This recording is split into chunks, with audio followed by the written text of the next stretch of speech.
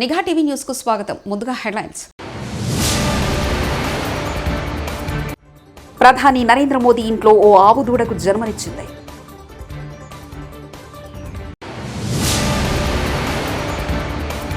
రేవంత్ రెడ్డి అసలు నువ్వు ముఖ్యమంత్రివేనా, నీకు అర్హత ఉందా? కేటీఆర్ ఘాటు వ్యాఖ్యలు.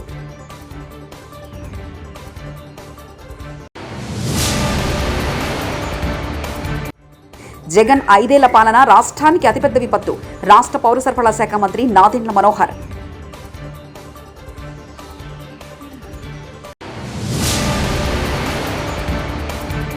కేదార్నాథ్ యాత్రలో చిక్కుకున్న తెలుగు యాత్రికులు క్షేమం.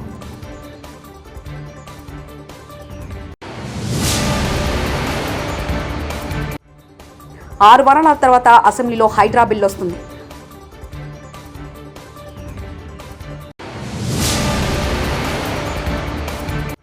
ఆరు నెలల్లో 2 రాష్ట్రాలకు 1,00,000 కోట్లు 100 కంపెనీలు తెప్పిస్తా కేఏ పాల్. ప్రధాని నరేంద్ర మోదీ ఇంట్లో ఆవు దూడకు జన్మనిచ్చింది. మోదీ ఆ దూడను దేవి విగ్రహం వద్దకు తీసుకెళ్లి ప్రత్యేక పూజలు నిర్వహించి శాలువా కప్పారు. నుదుటి మీద తెల్లటి రేఖతో పుట్టింది కాబట్టి దీప్ జ్యోతి అని పేరు పెట్టినట్లు ఆయన వెల్లడించారు. తన నివాసంలో దూడ కొత్త సభ్యుడిగా రావడంతో సంతోషాన్ని వ్యక్తం చేశారు ప్రధాని నరేంద్ర మోదీ.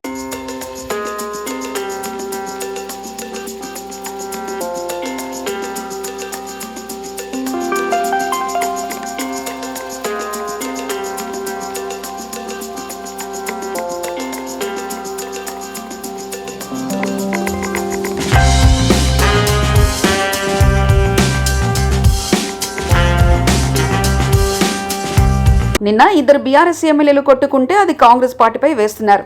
న్యాయమా ఇది అంటూ మంత్రి శ్రీధర్ బాబు వ్యాఖ్యానించారు. న్యాయమా ఇది?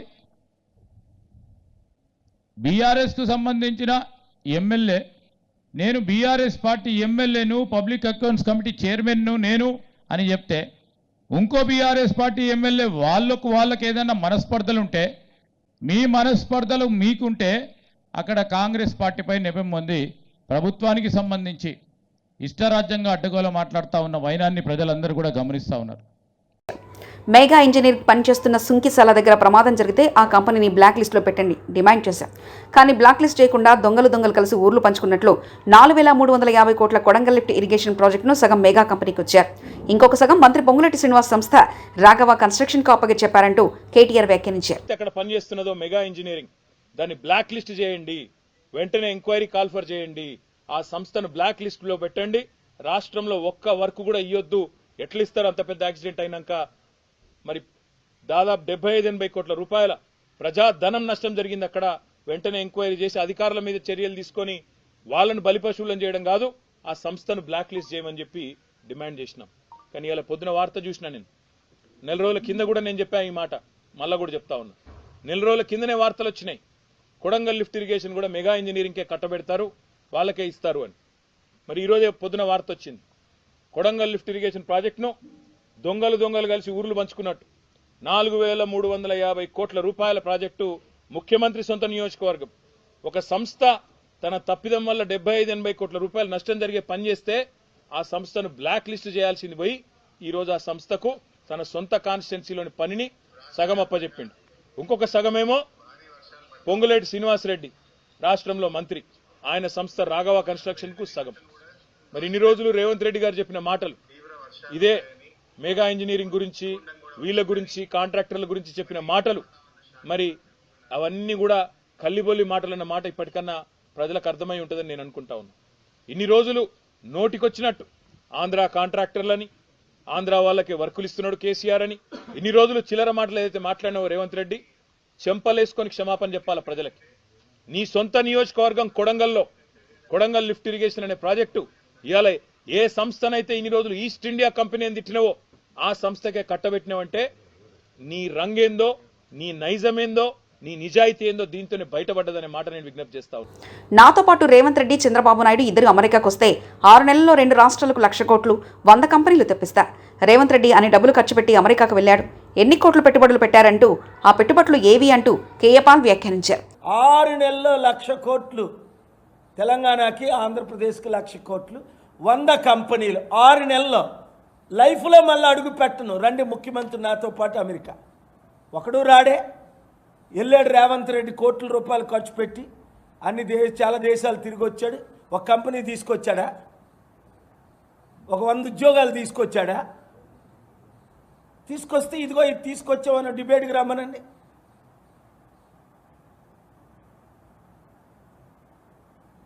టోటల్ ఫెయిల్ అయిపోయారనే బాధ. ముఖ్యమంత్రి రేవంత్ రెడ్డి వస్తానని చెప్పి విదేశాలు 9 నెలలు అయినప్పటికీ కంపెనీలు తీసుకురావడానికి, సీఈఓలు కలవడానికి, ప్రెసిడెంట్లు కలవడానికి ఆయన రాలేదు. తెలంగాణలో హత్యలు, మానభంగాలు ఏమైనా జరిగాయా?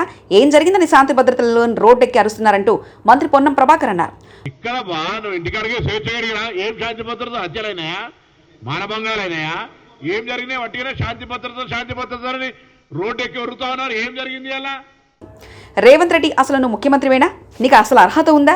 ఒక ఎమ్మెల్యే ఇంటి మీదకి అరకపూడి గాంధీ రౌడీలాగా వాహనాలు వేసుకుని వెళ్తుంటే వారికి పోలీసు వాళ్ళు ఎస్కార్ట్గా వచ్చారు. గత 10 ఏళ్లలో ఎలాంటి దాడులు ఎప్పుడూ జరగలేదు.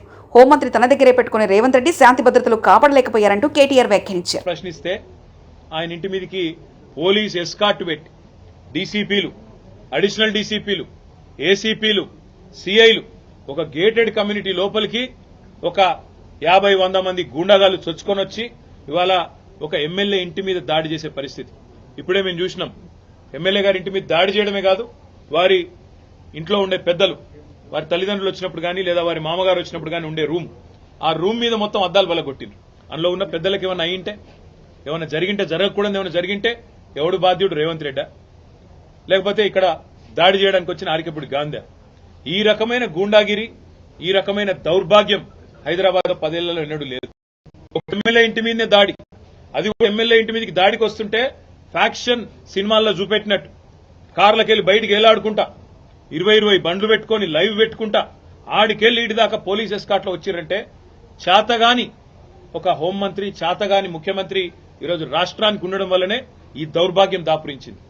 అసలు రేవంత్ రెడ్డి, నేను అడుగుతా ఉన్నా, నువ్వు ముఖ్యమంత్రివేనా? అసలు నీకు అర్హత ఉందా?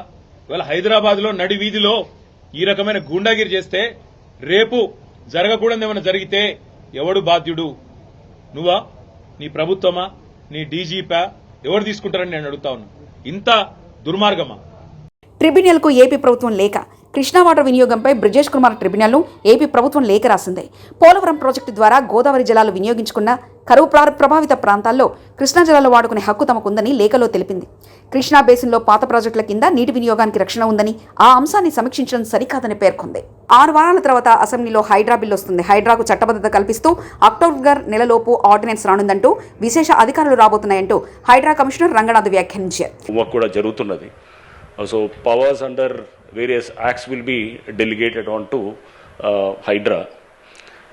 Ordinance ki ante daniki first konta it is preceded by some Walta kindo lekapothe oka municipal act kindo lekapothe GHMC act kindo itla irrigation act kindo itla rakarakala acts kinda aa powers ni delegate cheyadaniki aa departments nunchi lot of information is being taken and tarvata oka policy document kinda once it gets approved in the cabinet, then an ordinance will be formulated. Ordinance tarvata naturally next ante assembly session lo within 6 weeks it has to be passed as a legislation. So that's how the general idi untundi kabatti. Jagan 5 ఏళ్ల పాలనే ఏపీకి అతిపెద్ద విపత్తు అని మంత్రి నాదెండ్ల మనోహర్ విమర్శించారు. మంగళగిరిలో ఆయన మాట్లాడుతూ, ప్రధానమంత్రి ఫసల్ బీమా కింద గత ప్రభుత్వం రూపాయి చెల్లించలేదన్నారు. 2020 ఖరీఫ్ నుంచి రైతులకు పంట బీమా ఇవ్వలేదని తెలిపారు. అర్థం లేని విమర్శలతో వైసీపీ కాలక్షేపం చేస్తుందంటూ మండిపడ్డారు. కష్టాల్లో ఉన్న వరద బాధితులను ఆదుకోవాలన్న ఆలోచన జగన్కు లేదని మండిపడ్డారు. గత 100 సంవత్సరాల్లో కూడా ఇటువంటి వర్షపాతం నమోదు కాని ప్రాంతాల్లో కూడా ఆశ్చర్యపోయే విధంగా విపత్తులు మనం చూస్తూ వచ్చాం. కొన్ని ప్రాంతాల్లో ప్రజలు అప్రమత్తమైనా కూడా ప్రభుత్వం తరఫు నుంచి అధికార యంత్రాంగం సిద్ధమైనా కూడా ఒకేసారి అంత భారీ వర్షం నమోదుతోటి దిగువ ప్రాంతాల్లో ఉన్న ప్రజలు తీవ్రమైన ఇబ్బందులకు గురవుతున్నారు. విజయవాడ నగరంలో మనం చూసాం ఏ విధంగా ఒక బాధ్యతతోటి గౌరవ ముఖ్యమంత్రి గారి నాయకత్వంలో ఉప ముఖ్యమంత్రి గారి పవన్ కళ్యాణ్ గారు చూపించిన చొరవతోటి, స్పందించే మనస్తత్వంతో ప్రతి ఒక్కరూ కూడా ఒక బాధ్యతతోటి క్షేత్రస్థాయిలోకి వెళ్ళి పనిచేసి వాళ్ళ కష్టాలు కొంతవరకైనా తగ్గించే విధంగా ఒక ప్రయత్నం చేస్తూనే ఉన్నాం. ఈ తరుణంలో జగన్మోహన్ రెడ్డి గారు వింతగా ఒక రాజకీయ నాయకుడు చేయాల్సిన కార్యక్రమాలకి భిన్నంగా ప్రజలకి అండగా నిలబడాల్సిన సందర్భంలో కేవలం విమర్శలకే గురి చేయడం, రాష్ట్ర ప్రభుత్వం అందిస్తున్న వరద సహాయాన్ని చులకనగా క్షేత్రస్థాయిలో ప్రజానికానికి అందించాల్సిన బాధ్యత వారు కూడా తీసుకుంటే బాగుంటుందనే ఆలోచన లేకుండా మాట్లాడడం చాలా బాధాకరం. విజయవాడ నగరంలో 2 సార్లు పర్యటించారు. నిన్న పిఠాపురంకి వెళ్ళారు, కాకినాడలో. మ్యాన్ మేడ్ డిజాస్టర్ అని ప్రతి చోట ఇది ఒక ఊతపదంలాగా అయిపోయింది ఆయనకి. అసలు గత 5 సంవత్సరాల్లో జగన్మోహన్ రెడ్డి గారి పరిపాలనే మన రాష్ట్రానికి అతిపెద్ద విపత్తు. ఊహించని విధంగా వీళ్ళు వ్యవస్థలు నాశనం చేసి కనీసం ఇరిగేషన్ శాఖ పైన, క్షేత్రస్థాయిలో ఉన్న వ్యవస్థలపైన అధ్యయనం చేసుకుని బడ్జెట్ అలొకేషన్లు కూడా చేయకుండా సర్వనాశనం చేసిన జగన్మోహన్ రెడ్డి గారు ఈ రోజున అధికారంలో ఉన్న కూటమి ప్రభుత్వం కేవలం 3 నెలలు అయింది మేము అధికారంలోకి వచ్చి. 3 నెలలకే మీకు ఇంత ఏడుపులు ఉంటే ఎట్లా? ఇంకా 57 నెలల్లో అసలు మీ ఏడుపు ఏ స్థాయికి వెళ్తుందో మాకు ఆశ్చర్యం కలిగిస్తుంది. అసలు మీలో స్పందించే మనస్తత్వం ఏదని నేను అడుగుతున్నాను. కేదార్నాథ్ యాత్రలో చిక్కుకుపోయిన తెలుగు యాత్రికులు సురక్షితంగా ఉన్నారు. వీరిలో కొంతమంది యాత్రికులు గుప్తకాశీకి చేరుకున్నారు. ఆపదలో ఉన్నామని కిందికి చేరుకోలేకపోతున్నట్లు శుక్రవారం పలువురు యాత్రికులు విజయనగరం ఎంపీ కలిశెట్టి అప్పలనాయుడు సంప్రదించారు. ఈ విషయాన్ని వెంటనే మంత్రి లోకేష్ సీఎం కార్యాలయ దృష్టికి ఎంపీ తీసుకెళ్లారు. ఉత్తరాఖండ్ కేంద్ర ప్రభుత్వ అధికారులతో మంత్రి లోకేష్, సీఎం కార్యాలయ అధికారులు మాట్లాడారు. దీంతో శనివారం వారిని సురక్షిత ప్రాంతానికి చేరారు.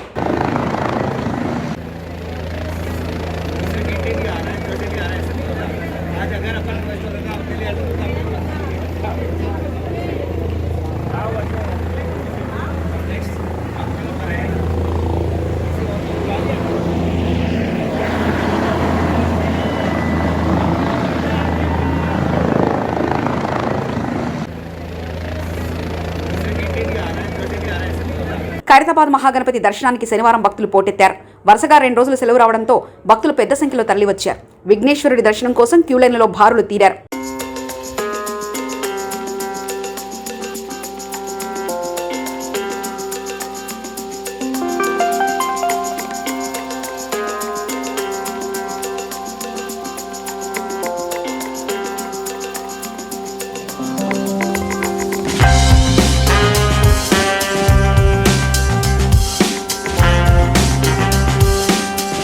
వరద బాధితులకు ఉచితంగా మందులు పంపిణీ. భారీ వర్షాలు వరదలతో తీవ్రంగా నష్టపోయిన ప్రజలను ఆదుకునేందుకు ముందుకు రావాలని ఉప ముఖ్యమంత్రి పవన్ కళ్యాణ్ పిలుపు మేరకు వివిధ ప్రజా సంఘాలు, పలువురు ప్రముఖులు, వ్యాపారస్తులు ముందుకొచ్చారు. మేము సైతం అంటూ మానవత్వం చాటుకున్నారు. సేవా కార్యక్రమాలు చేపడుతున్నారు. విజయవాడ ప్రాంతానికి చెందిన డీడీ రెమెడీస్ ప్రైవేట్ లిమిటెడ్ అనే సంస్థ వరద బాధితుల సహాయార్థం 40 లక్షల విలువ చేసే ఎమర్జెన్సీ మందుల కిట్లు పంపిణీ చేసేందుకు ముందుకొచ్చింది. మందులతో కూడిన మెడికల్ వ్యాన్ను శనివారం జనసేన పార్టీ కేంద్ర కార్యాలయం వద్ద శాసనమండలి సభ్యులు పిడుగు హరిప్రసాద్ జెండా ఊపి ప్రారంభించారు. విజయవాడలోని వైద్య శిబిరాల్లో ఈ కిట్లను అందుబాటులో ఉంచనున్నట్లు డీడీ రెమెడీస్ సంస్థ ప్రతినిధి వెల్లడించారు. ఈ కార్యక్రమంలో జనసేన పార్టీ కార్యక్రమాల నిర్వహణ కమిటీ కన్వీనర్ కళ్యాణం శివశ్రీనివాస్, పార్టీ ప్రకాశం జిల్లా అధ్యక్షుడు శ్రీశేఖ్ రియాజ్, పార్టీ నేతలు మండలి రాజేష్, చోటిశెట్టి చంద్రశేఖర్ తదితరులు పాల్గొన్నారు. ప్రధాని నరేంద్ర మోదీ ఇంట్లో ఓ ఆవు దూడకు జన్మనిచ్చింది.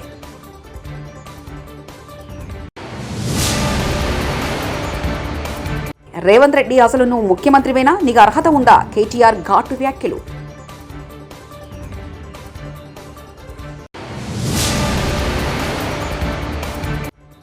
జగన్ 5 ఏళ్ల పాలన రాష్ట్రానికి అతిపెద్ద విపత్తు. రాష్ట్ర పౌర సరఫరాల శాఖ మంత్రి నాదెండ్ల మనోహర్.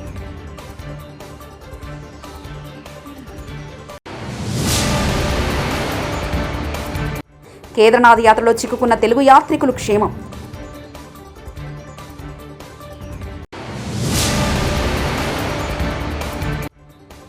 ఆరు వారాల తర్వాత అసెంబ్లీలో హైడ్రా బిల్ వస్తుంది.